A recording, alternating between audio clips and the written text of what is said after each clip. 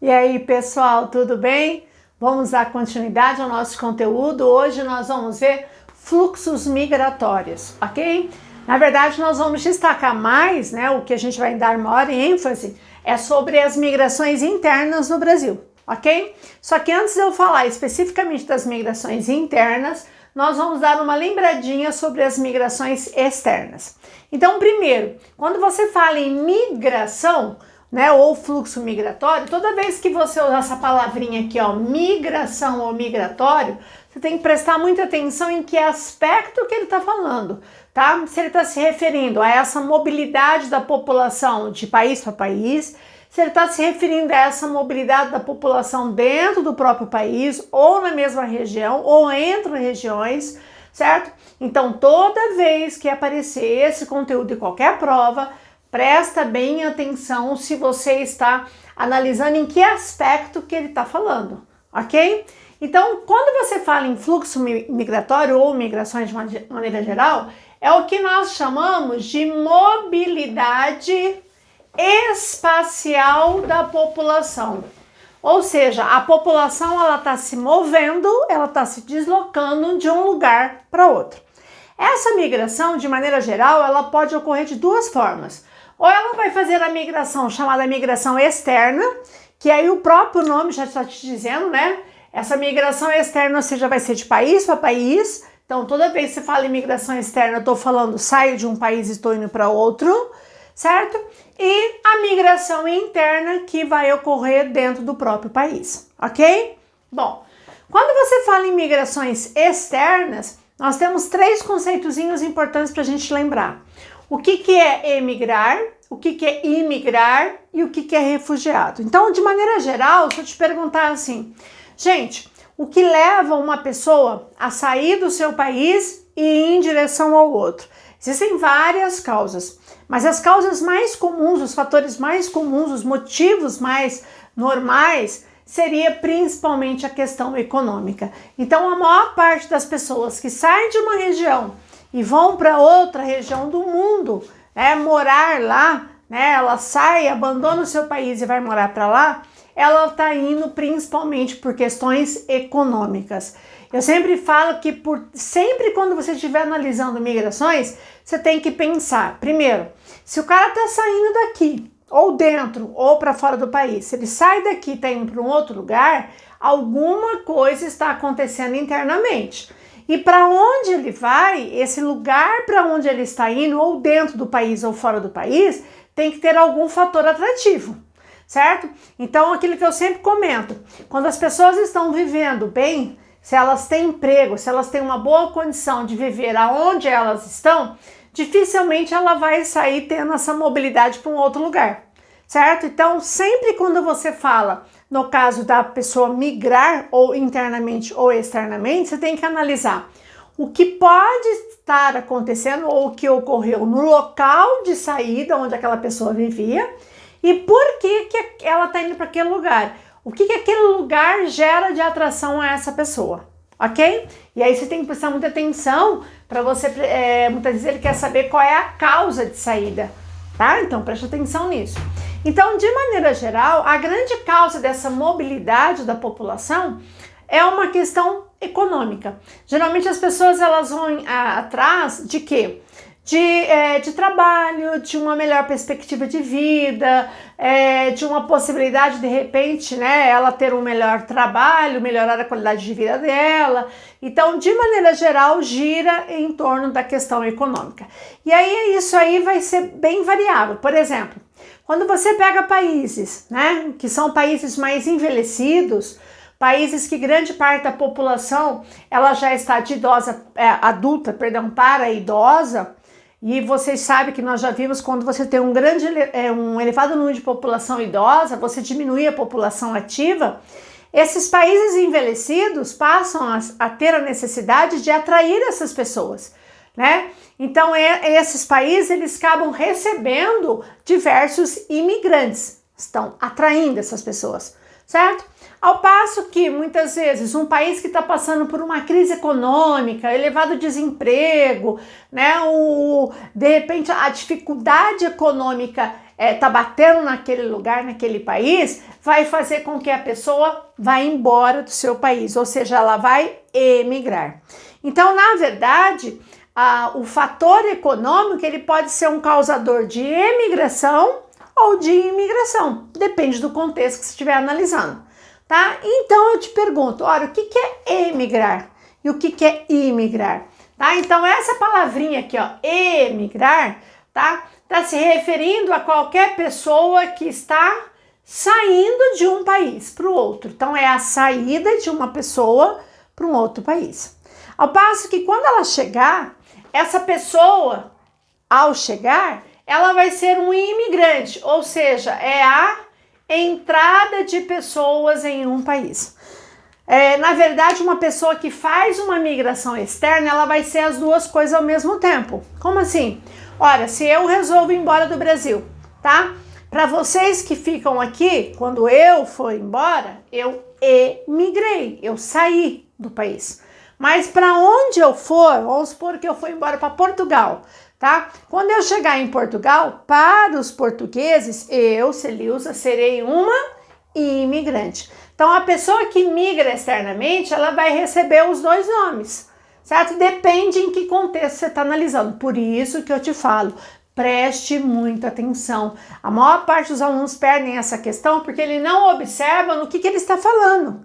De repente você está na tua cabeça de imigrante, de chegada, e ele está falando que leva a pessoa a sair, não porque ela está chegando em determinado lugar. Então, cuidado com isso.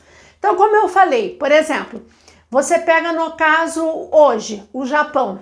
O Japão hoje é uma população bastante envelhecida. Um país que tem uma necessidade muito grande de mão de obra.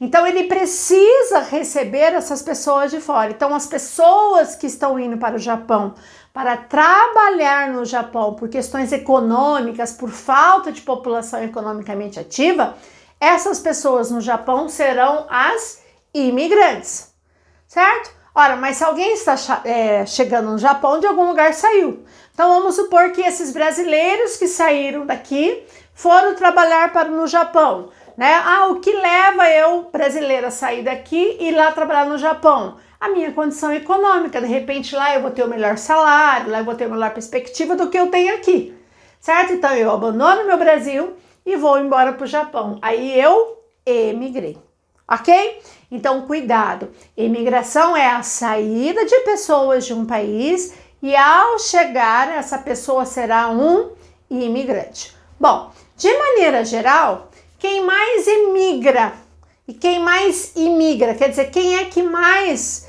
ou as regiões de maior número de imigração, de saída? A maior parte dos países que mais saem, pessoal, são países da América Latina, são países da África, ou seja, de regiões mais pobres. Então, quando você escuta nos noticiários, por exemplo, você ouvindo falar de latinos, né, de mexicanos, hondurenhos, nicaragüenses, haitianos e tantos outros da América Central, principalmente, né, e do Norte, que vão em direção aos Estados Unidos. Olha, essas pessoas que estão indo, né, tentando cruzar a fronteira, né, para ir em direção aos Estados Unidos, essas pessoas, elas estão emigrando, elas estão saindo, certo? Bom, e quem que recebe, ou pelo menos teoricamente iria receber, né? Porque também esses países não estão querendo receber, tá? Essas áreas de imigração são os países e regiões mais ricas. Então eu colocaria quem? A América anglo-saxônica, que seria basicamente quem? Estados Unidos e Canadá, certo? Canadá é um país que atrai muitos também imigrantes, tá? Eu teria aqui também, no caso, o Japão, ok? E diversos países da Europa. Um outro lugar que eu poderia colocar também, que é um lugar que recebe muitos imigrantes, seria, no caso, a Austrália, tá? É uma região que recebe diversas pessoas de diversos cantos do mundo. O que a gente observa? Que as áreas de imigração são aquelas áreas hoje de maior poder socioeconômico. São regiões mais desenvolvidas, então ela se torna atrativa para o africano, ela se torna atrativa para o latino, ela se torna atrativa para algumas regiões da Ásia, ok? Só que cuidado com uma coisa, nem sempre uma região que hoje é de imigração, ela sempre foi assim. Então, se eu pensar para vocês em relação ao Brasil, ora, nós não temos diversos descendentes de japoneses aqui no Brasil? Sim. Ora, quando que os japoneses chegaram no Brasil? Os japoneses chegaram no Brasil em 1908, tá? Há mais de 100 anos atrás. Ora, e foi uma grande leva de japoneses, né, que emigrou para o Brasil. Então, neste início do século passado, o Brasil era um país de imigração. E o Japão era de emigração, ok? É a mesma coisa que você falar assim, você vai lá na Serra Gaúcha, você tem um monte de descendentes italianos e alemães. Ora, lá no finalzinho do século XIX, início do século XX, esses imigrantes italianos, alemães, poloneses vieram em grande quantidade para o Brasil, certo? Ora, se eles vieram para o Brasil, significa que lá no final do século XIX, início do século XX, a Europa era um continente de emigração e o Brasil era de imigração. Olha como é o contrário. O que eu quero que vocês entendam? Que um lugar não necessariamente será sempre uma região de saída de imigração ou sempre será uma região de chegada de imigração. Depende no momento histórico. Então, a Europa hoje é um lugar de chegada, de imigração. Porém, lá no final do século XIX, início do século XX, teve momentos de grandes saídas. A mesma coisa o Japão, ok? É a mesma coisa se você falar Brasil.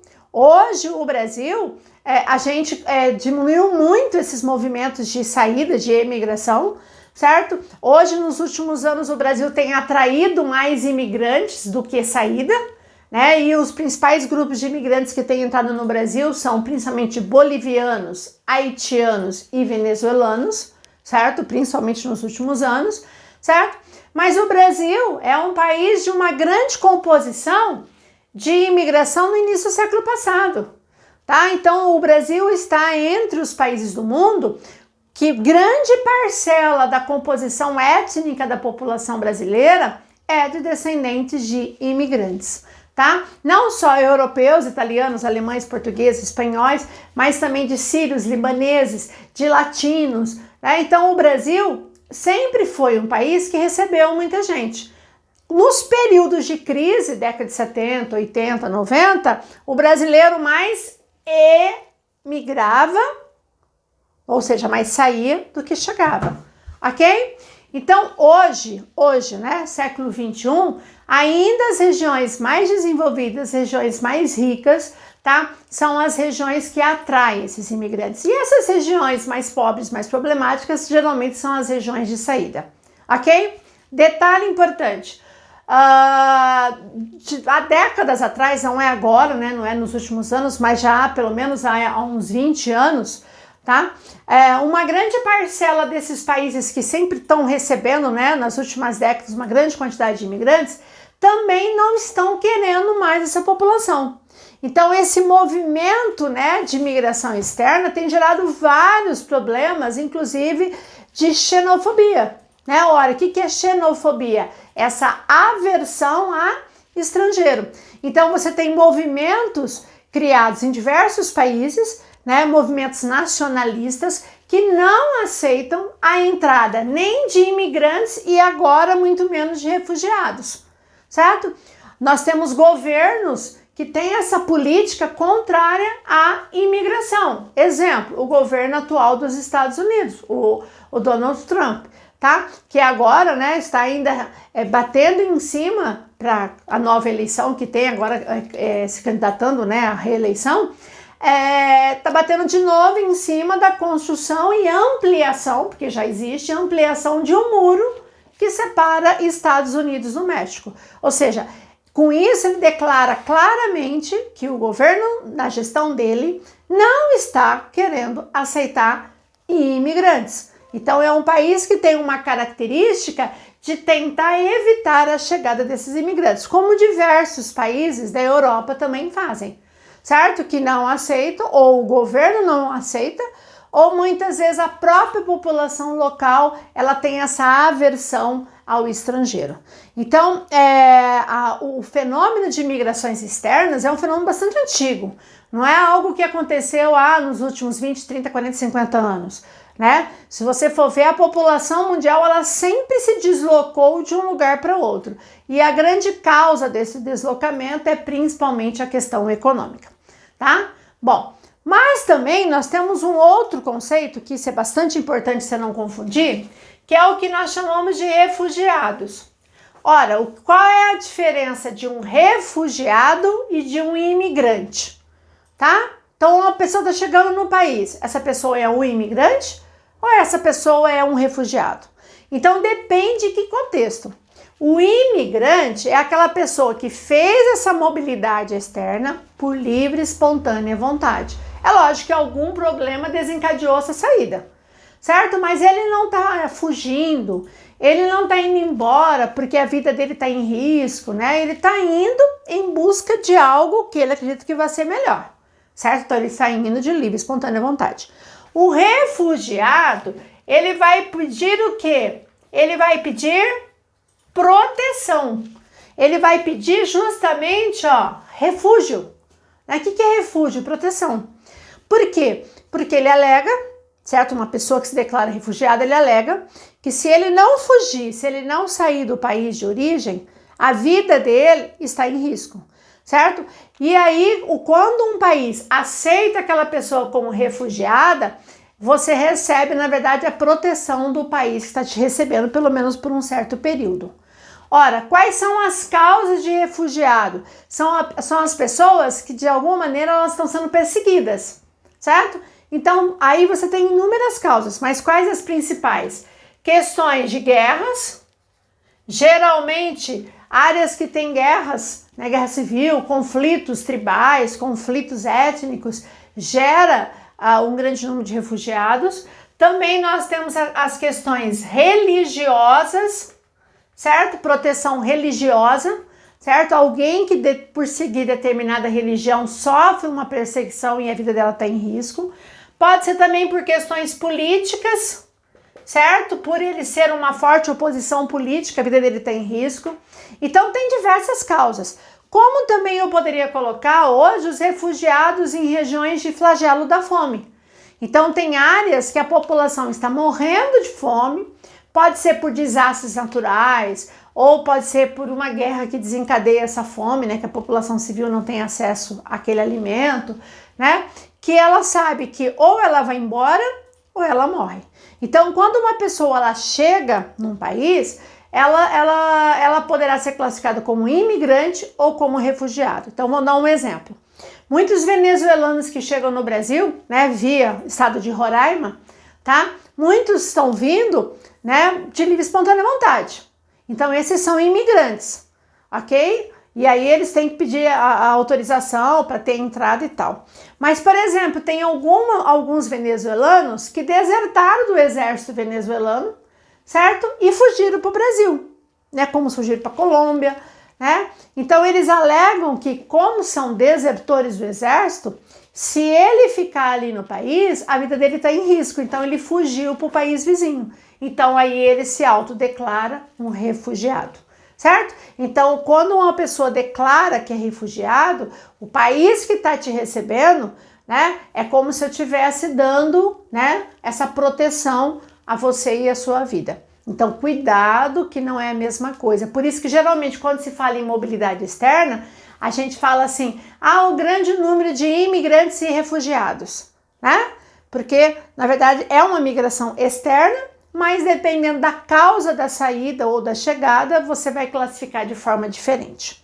Tranquilo? Bom, outra coisa importante são as migrações internas, que é o que eu vou focar aqui.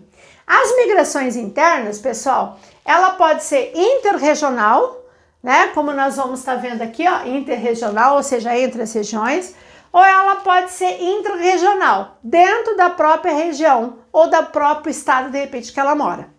tá? Dentro dessas migrações internas, quais são as mais importantes no Brasil? Êxodo rural, a migração pendular e a sazonal ou transhumância, ok? Então vamos estar falando dessas duas. O que é o êxodo rural? Que é a migração mais tradicional em qualquer país, né? Inclusive no Brasil. Então, êxodo, todo mundo sabe que é a saída, êxodo é a saída, rural é a saída o quê? Do campo, indo em direção para a cidade. Ou seja, é aquela pessoa que abandonou o campo, as atividades rurais e foi morar na cidade, certo? Então, esse é o movimento.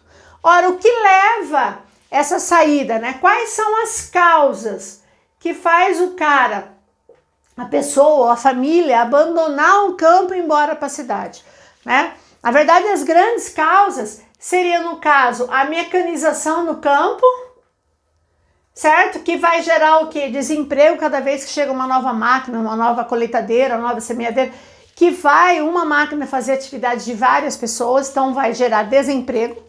Aí ela não consegue emprego numa outra fazenda, numa outra propriedade, ela acaba sendo obrigada a ir para o campo.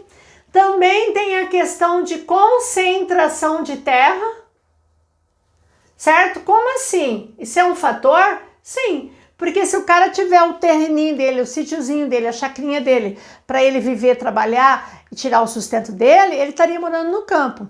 Como no Brasil tem uma grande concentração fundiária, né? São as grandes propriedades que dominam o Brasil, né, em relação à terra, tá? O que acontece? O cara não tem condições de sobreviver no campo e ele migra e bora para a cidade, né? E também tem uma certa, vamos dizer assim, ilusão que a cidade vai te oferecer boas condições, ok?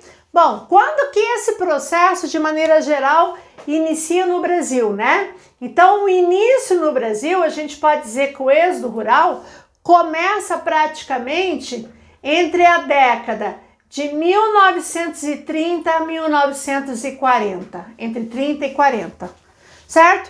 Vai ser quando no Brasil começa gradativamente uma industrialização, certo? E começa gradativamente essa inversão de rural para urbana. Quando que o Brasil passa a ser predominantemente urbano? A partir da década de 1970. Ok? Então o Brasil começa, na verdade, essa saída nos anos 30 e começa a acelerar entre 1940 e 1950. Década de 50 vai ser o momento que o êxodo rural acelera bastante no Brasil, principalmente no governo de Juscelino Kubitschek. Ok?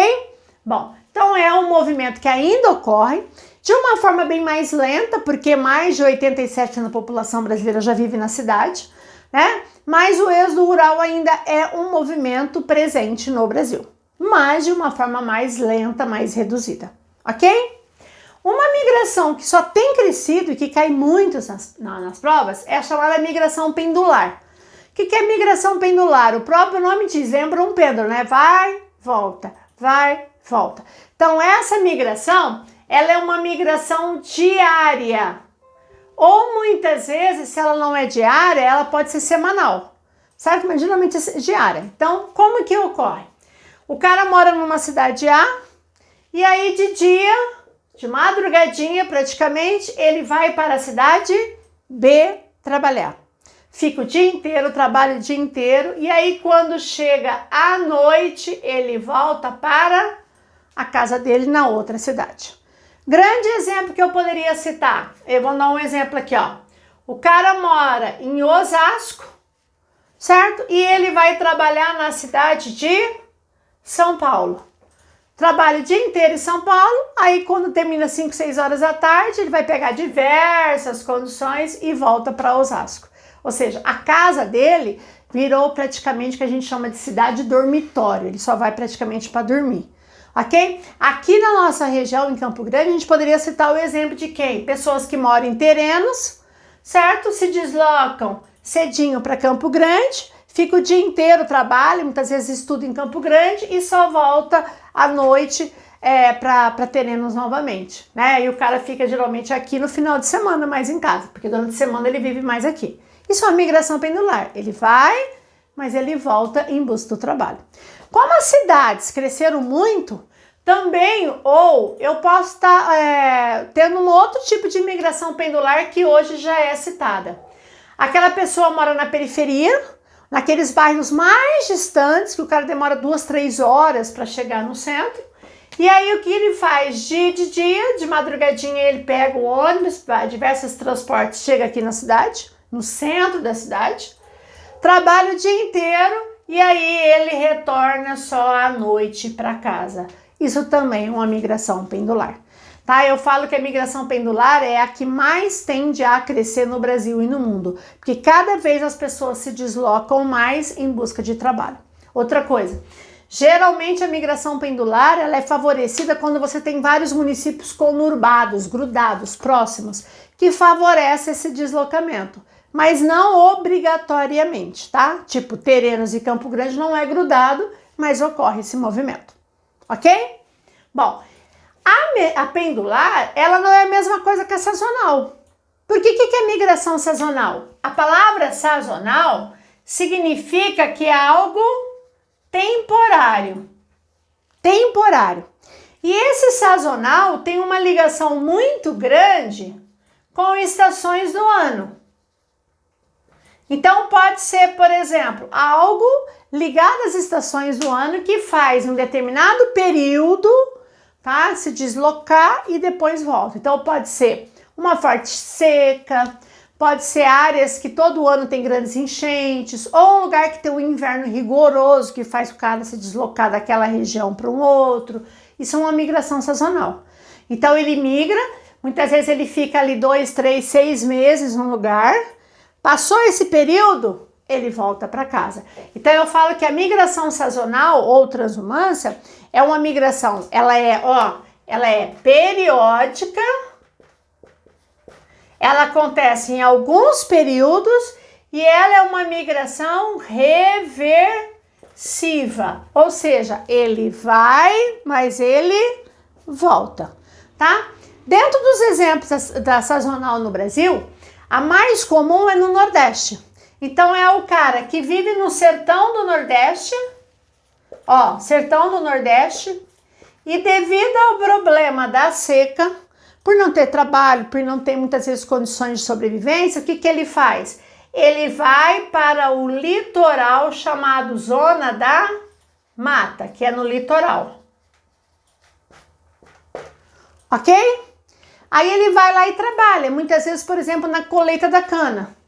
Então ele trabalha aqui, trabalha ali, fica ali 2, 3 meses, acabou aquela atividade, tá? Ou muitas vezes voltou a chover no sertão, o que ele faz? Ele retorna para casa, tá? Então ele é uma migração que ele vai, mas ele volta.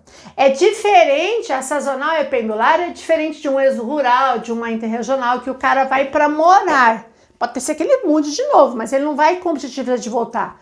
Tá? Essa aqui, diária, você vai e volta diariamente, pendular.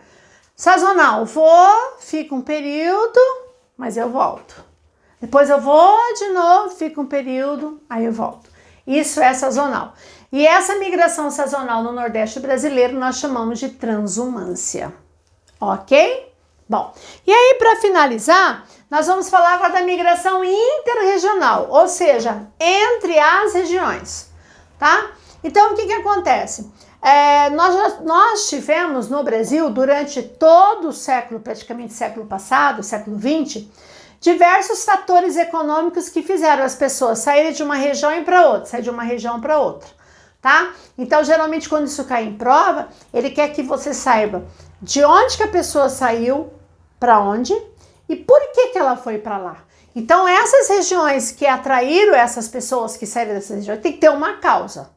Então, se eu pegar aqui, entre a década de 40 até mais ou menos os anos 60, tá? Não quer dizer que também acabou, tá? Mas de maneira geral.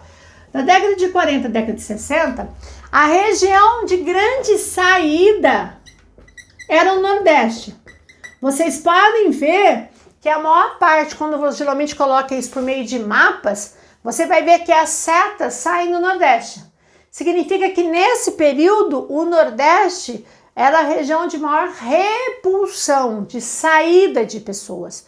Olha, e por que as pessoas estavam saindo do Nordeste?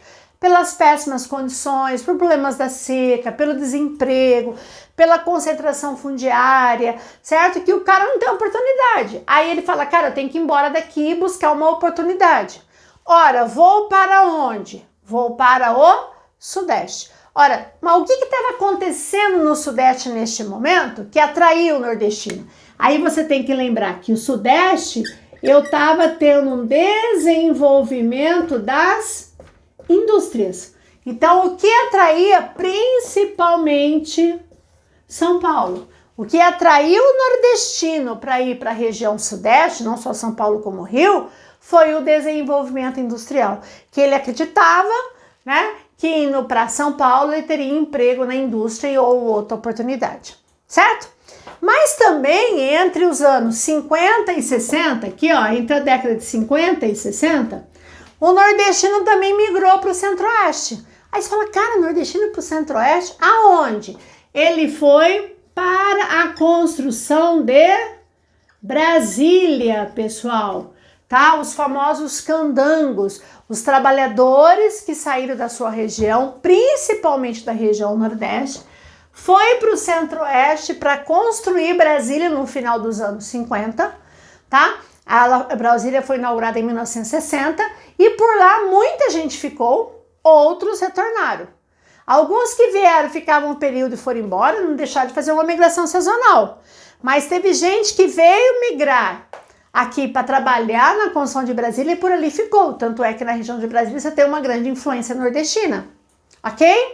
Bom, aí se eu pegar entre a década de 60 e a década de 90, tá?